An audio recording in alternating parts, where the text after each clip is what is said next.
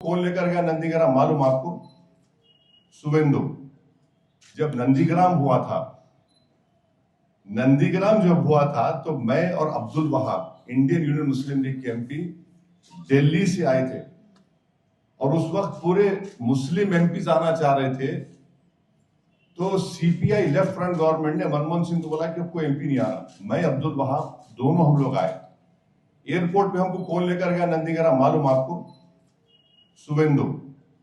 নন্দীগ্রামের সময় যখন আন্দোলন, সেই সময় আসাউদ্দিন ওয়েসি সেই সময়েও ছিলেন এই মিমের কার্যকর্তা নেতা, এবং সেটা একটা মিলিট্যান্ট ইসলামিক দল হিসেবেই পরিচিত।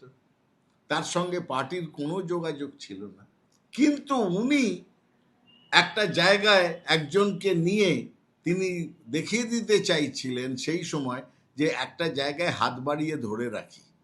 উনি সবসময় এটা করেন, এক দলে থাকতে অন্য বিভিন্ন দলের সঙ্গে যোগাযোগ রেখে চলেন।